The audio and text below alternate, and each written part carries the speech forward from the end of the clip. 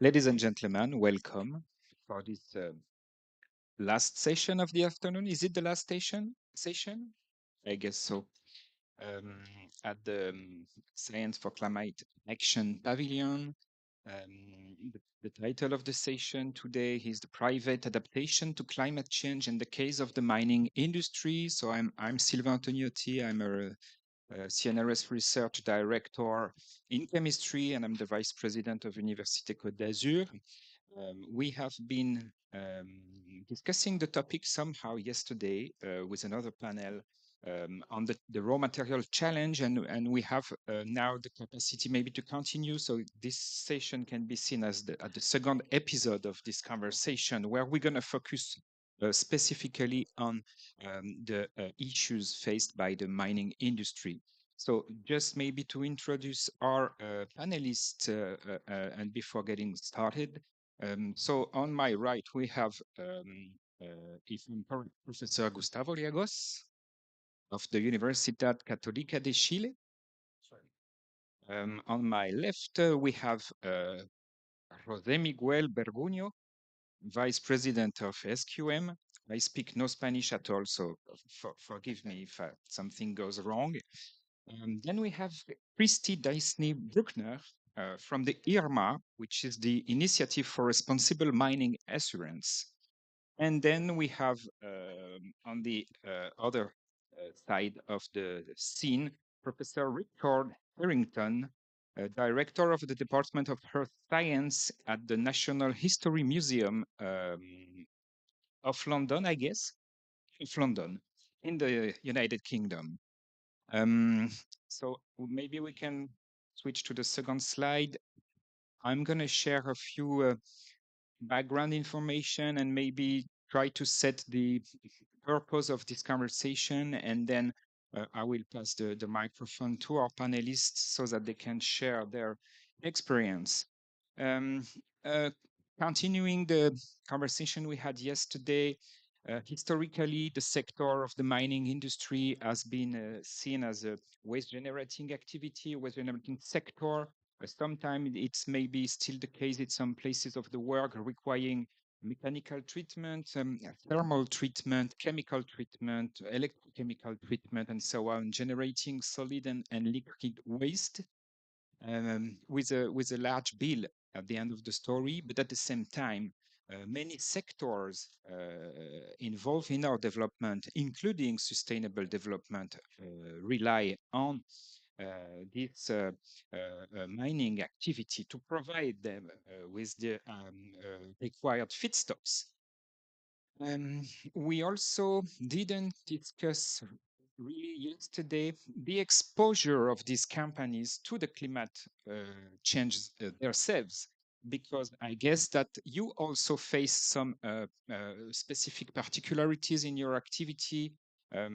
Probably the global warming of water have an impact on the capacity to cool down equipment, for example. So maybe we're going to have some aspect of the discussion on that matter specifically.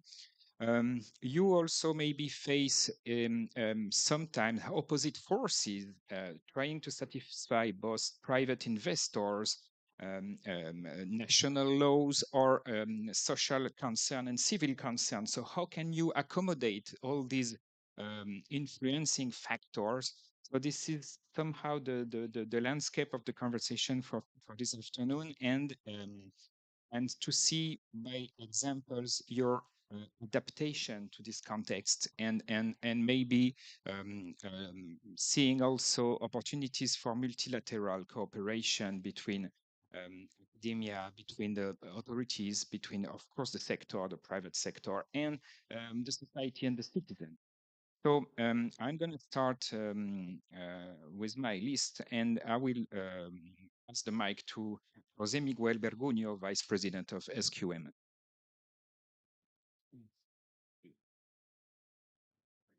Muchas gracias. Yo hoy día, además de que ustedes ya saben lo que hace SQM, una compañía que hace minería no metálica y entre otros productos, estamos en el tema del litio.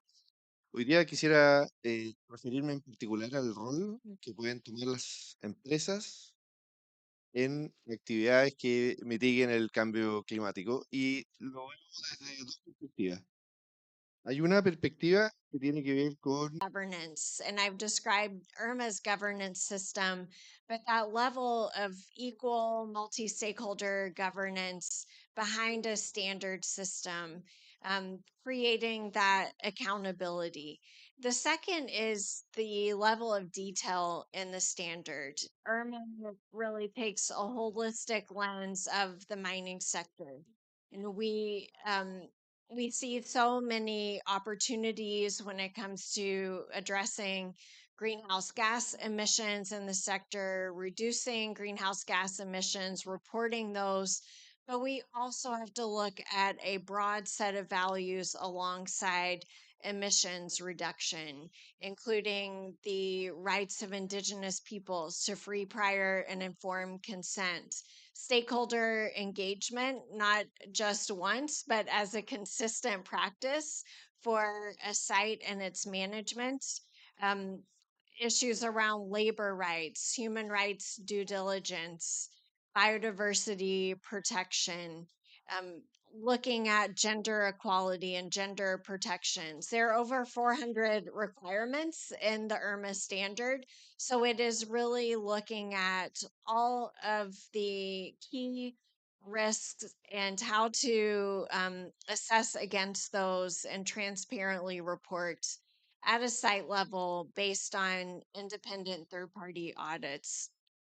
We are scaling right now. So we have 100 sites, mine sites that are based, that are engaged in IRMA, and they are part of 78 mining companies covering 29 countries, 6 continents, and over 50 types of minerals. So, one value of the standard is that it is a global standard that is used across types of minerals, and across jurisdictions. And we have heard that's really helpful for mining companies that have operations in many different jurisdictions to have one set of best practice standards that they train their leaders to adopt and implement at site levels around the world.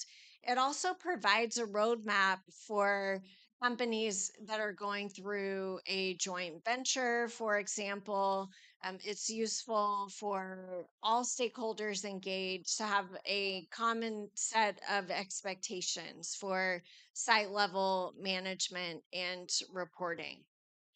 We are expanding the IRMA standard right now, and you'll see at our website, responsiblemIning.net, a updated draft standard for your review and input, and we would really like to have your feedback on it. In addition to updating the standard for the mine site level assessments, we're expanding to include requirements for exploration, which is so essential right now in a time of onboarding new mines, to develop raw materials for the energy transition, and efforts by governments and others to really fast track permitting and make sure there's a rapid process for permitting and mine development. But we also, in addition to that, scaling up, want to make sure that is not done at the cost of doing public engagement correctly and protecting environmental and social values. We also have standalone requirements for mineral processors, as well as a chain of custody standard that we aim to finalize in the coming year. So we welcome your input on any aspect of those and look forward to hearing your comments on what you think about those standards and what we should include. But I will wrap up there and be available to respond to any questions you have for our panel, and can stick around after the panel as well. But thank you so much for the invitation to be here with you and for participating in this panel event. Well, thank you very much for sharing all these informations with us, and also for this initiative, which is very important to set a framework which is co-constructed and adopted by the sector, and how important it could be. Maybe we're gonna now switch to the more informal discussion. So I have a question for you that should be the start of this discussion, and let's see where it goes. As you have the microphone, Christy, maybe a question for you to start. In such an quickly evolving area of knowledge and of research, how frequently do you plan to update these standards? So we follow the ICEAL codes of good practice, which are being consolidated as well. They're in a period of being updated to one code of good practice, but that requires updating standards every 3 to 5 years, and we follow that guideline, which is important to make sure that we remain relevant, that we are including other international standards that are evolving. IRMA reflects a wide set of international frameworks, and we really aim to reduce duplication of effort where possible. So, for example, we include requirements to support the extractive industries transparency initiative to create more transparency of contracts, of revenue from the mining sector, and other values that are supported by EITI, the UN guiding principles. And I could go on and on with a list of dozens of international frameworks. We also want to be pragmatic. We want to help with the process of translating these general sets of principles to a set of requirements that can be audited against and reported against at the site level. And that takes really understanding the experience of mining companies, of local communities and workers, and what is really working at the site level that we can learn from together and create requirements around that and report those good practices. And we really see that purchasing companies and investors are watching more closely than ever because they have to report to their consumers where they're sourcing from. And they want to know that mine sites, that mineral processors are following good practices, are being accountable to stakeholders and rights holders. So we're helping to respond to those issues as well. Thank you very much. We have been talking of this framework to work. We also had in the address of Professor Harrington some vision in a shift of paradigm. And as you said, Professor, you mentioned that, if I'm correct, with this cradle to cradle concept, and that mining should be inherently regenerative. Do you mean that both the extractive activity and the recycling activity should be performed by the same companies? Is that something that we should understand? Yeah, I mean, I think absolutely we should be looking at maximizing the value of the thing in the ground. So there's lots of work to be done on making sure enough work is done on characterizing all of the materials on the site, because partly those are going to be used to reconstruct the site when you're finished, also to identify things that might be useful in the future, maybe not economic now, but knowing where those stocks are. There are a number of mines historically that have not done that. We now going back to waste, and we're having to reevaluate those. Whereas actually, if we'd done that in the beginning, we would know what we had. So I think there's a piece of work to be done on that. And yeah, they should be inherently regenerative for nature. And we know it's going to change because a site will change from what you started with to what you end with. We have some good case examples in Cornwall where there was clay mining. The one of the most biggest visitor attraction outside London is a thing called Eden Project. It's been put into an old mine site. It's a regeneration of a site that brings in 300 local jobs to local community. They're sustainable jobs because it's actually an ecosystem, it's eco park. It will be there long after the mine has been forgotten. And in fact, it's put 2.5 billion into the local economy, which is more than the clay mining ever did. So we can look at mine sites, legacies, as being actually we could create some really good positive things. Mining companies are perhaps not the best people to plan those. In the case of the mine in Eden project, it was an external group led by Tim Smith who put that in. But this is where we, working with the indigenous peoples, the people of the local communities, something can be created. And because there's going to be as many people interested in what happens when the mine closes as what happens when the mine opens. And actually, if all those people are in the room and they co-design, so they're embedded, they're not engaged with, they're embedded in the process of delivering that mine, then you could be delivering a sustainable future. And it could be, it becomes a business park, it becomes a wind farm, it's rewilded and becomes a wonderful opportunity. Again, we've got good examples in United Kingdom where extracting aggregates from farmland that was really bad has turned them into water features, which are now brilliant places for biodiversity. So if you're very clever doing this, you can create something that is inherently regenerative, bringing value, and it has the full backing of all the stakeholders and owners of that site. Thank you very much. You just almost finished this answer with the term of value. And value has been also the topic of some discussion of yesterday. We had this different of vision between two panelists yesterday, between value and price, if you remember that conversation. And also something that was maybe underneath that discussion is also that what you don't lose is value at the end of the story, and we were talking about the value of nature in that aspect.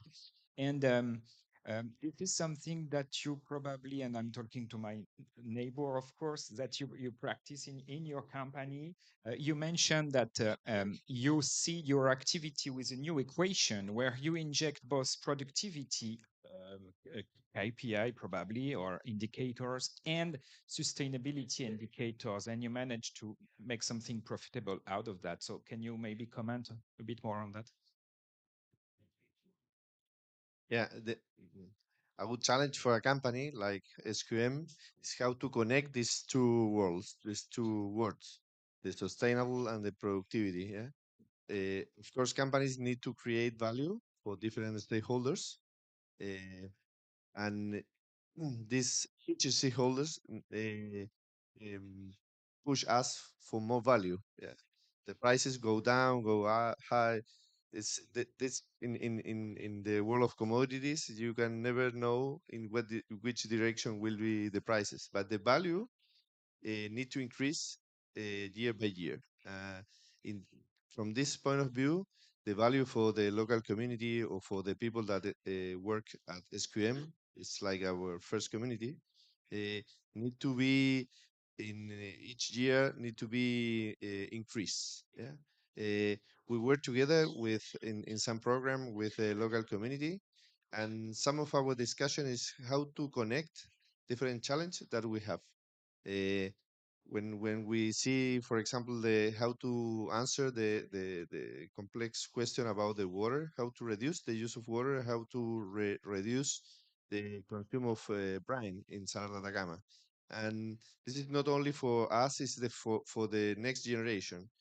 Salar de Atacama, for us, maybe it's the next 10, 20, 30 years, but we need to preserve this ecosystem for the next generation. And this is a challenge together with the community. It's not just a problem or a challenge for the company. It's how to connect with the people that live there and how to co-create a better solution. Yeah.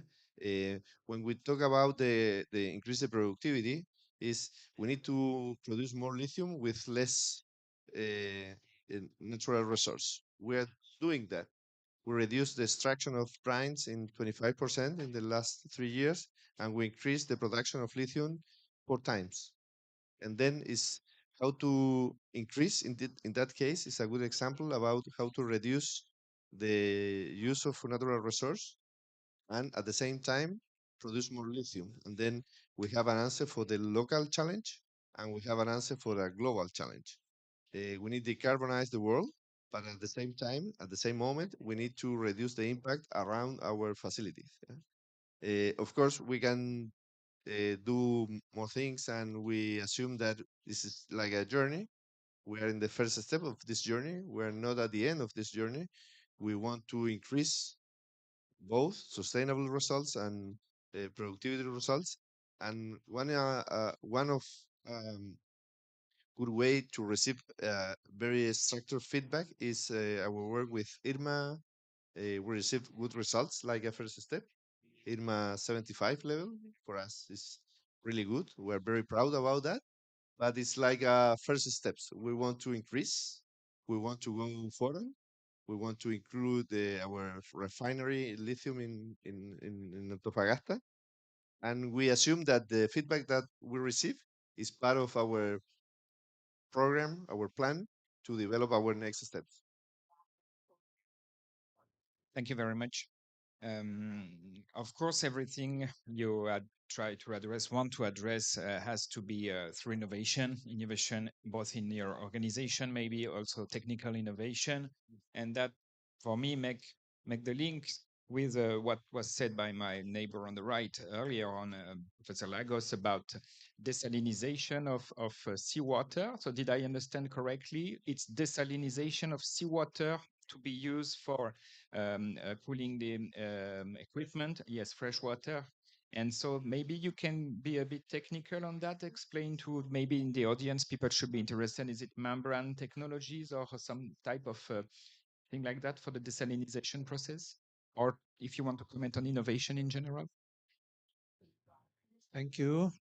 Desalinization is mainly done by reverse osmosis in Chile. There are many companies that produce that construct plants, and we have at the moment perhaps 30 or 40% of the copper industry has uses water from the ocean and not from the continent, right? So we have quite a bit of experience, and these plants are being built all over the country now because of the drought that we've had in the last 15 years. Many of the regions of central Chile, which has a Mediterranean climate, have no water, or very little water at the moment. And if you come to Santiago, you will see that our mountains, beautiful mountains, have less snow each winter. So, we have a problem in the country, and all the models, made by the scientists, specialists in climate change, predict that we're going to have less water in Chile for all the central and northern parts of the country. I'm not sure what's going to happen in the south, because you know that climate change doesn't work the same way for every region. So we need to worry about this. We need to bring um, fresh water to all the country, and that includes mining. And of course, that means also that mining has to think. I've been saying this for years, and nobody agreed with me at the beginning, but now it's becoming true that most of the large mining companies will have to replace continental water by seawater. It's normal. So that's one of the things which I wanted to mention. Uh, the other thing is there are many things happening in Chile. And another aspect of adaptation, of course, is the change of technology, innovation. I said yesterday that there was a lot of innovation in the lithium industry, and I repeat this today. We are now deciding I say we because I believe that, I've worked in this industry all my life. Um, but companies are now deciding what is going to be the technology or the technologies that are going to be used for the direct extraction of lithium and not for the traditional extraction of lithium, which encompasses evaporation, right? This direct extraction encompasses the very fast extraction of lithium via different technologies.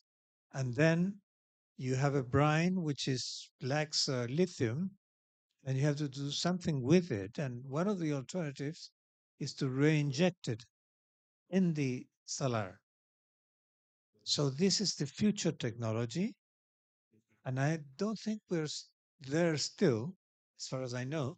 Although some companies say that they are, some technology companies, I say. But this is one of the things that's taking part. Another aspect of the salt flat innovation is that, as a difference with the rock extraction of lithium, you can predict that the top extraction, as far as we know, of Australian lithium is going to be about 1.2 million tons of lithium carbonate, right? This number is probably going to grow, but for now, a lot of people think, with good reason, that it's going to be a little bit more than 1 million tons. To put a whole number, the production of lithium worldwide last year was 650 or 670,000 tons of lithium. Not very much compared to other industries, but Australia was the first producer. And so the top is 1.2 million. Now, what is the top for the brines? Well, I can tell you that because of this tuning that you have to do with the hydrogeological models, I'm not sure what is the top production. Because in spite of the fact that SQM has the largest reserves in the world of lithium, I'm not sure that the extraction can be so much faster than it is today. It probably can grow, but it cannot grow proportionally to the reserves that they have. And perhaps Jose Miguel can comment on this. Um, and this is something interesting because it's a little bit different from what happens in a traditional mine. Okay, so I'll mention this for the moment. Thank you. Thank you very much. We are almost at the end of the session, but we have maybe a few minutes to take a question from the audience. If someone want to ask to one of our panelists something, yes?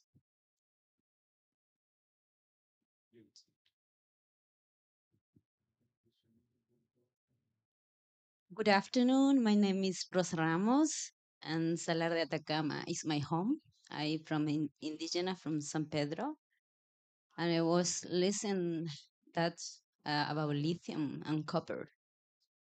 And you say that streams and water, and Indigena vision is the same.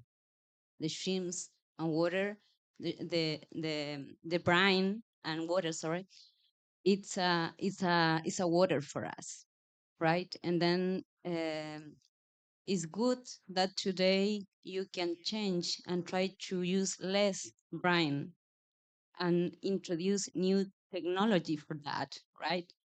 But the question is, for how long time? Because Salar de Atacama that have 3,200 square kilometers, but half percent is natural reserve, and the other percent is using for private and for extraction and extract the lithium, right? And then in this case, live the communities there that we use the water for agriculture in one of the deserts more dry in the world. And not is easy discuss about that with the vision indigenous, because for us not is the same about your proposed, right? The same with Irma. Irma, it's good that exist, of course, because they can regulate, uh, can be good way the mind for explore the place. But we think not is completely good, the Irma, because uh, the one way is have good relationship between minority and communities, but it's good way the community if not part of the, oh sorry, then estoy haciendo la pregunta. If not we are part the raw material, sorry, and we not are the value chain, just receive money, and this money not is it's clear what using the communities if not include the climate change. I think it's so important. The Irma can put these things. I think is so important. If the big company help to your neighbors, I think it's so important.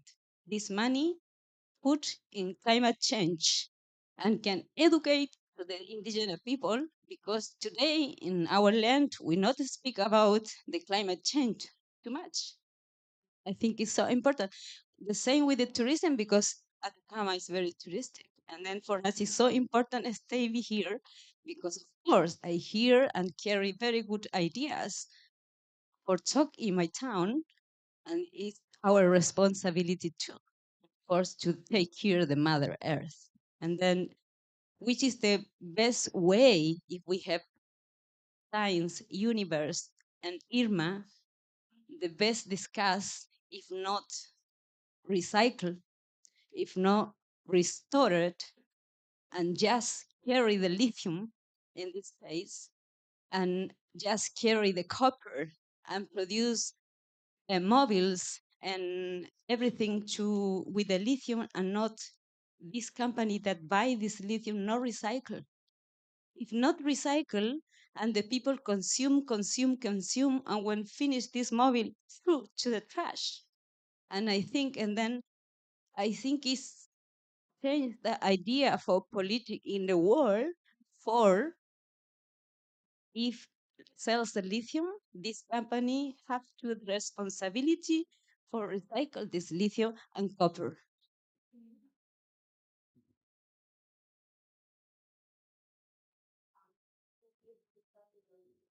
Thank you very much for raising so many very important points. I mean, you have been summarizing, I think, the whole discussion we had yesterday. Well, did you get? Yeah. You are talking about, of course, a multilateral conversation between all the bodies involved somehow in the situation. And in your address, Christy, you said that you had this willing to have a governance which is multi-stakeholders, and then to include also maybe all the parties involved.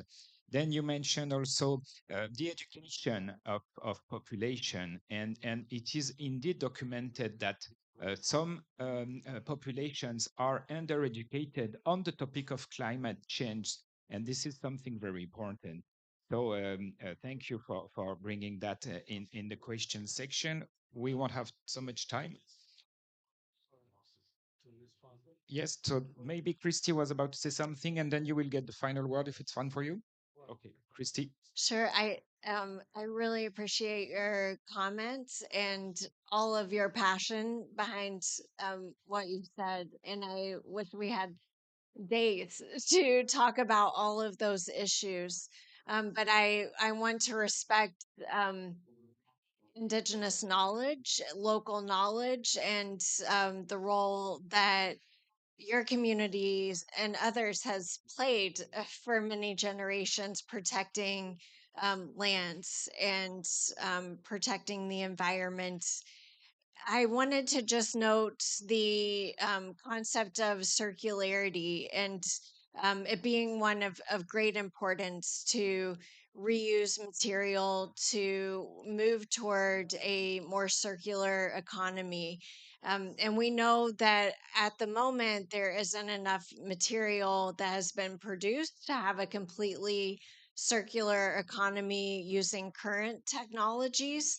But um, all actors are working toward that objective to have circularity so that we don't continue to build new mines all over the world without end. But we're able to reuse material that's already been mined and see the value in that and closing mines properly and the oversight of that as well. Okay, thank you. And I'll just say that, well, I live in Chile, so I'm not far from where you are. And I cannot obviously respond your question right now because it's a long conversation. It's not something that I could, mention in 2 minutes. But thank you for your question. And we're very willing to get together with you in Chile or later on here and talk in further length about these matters. Uh, I think it'd be very interesting for me and for you. Okay.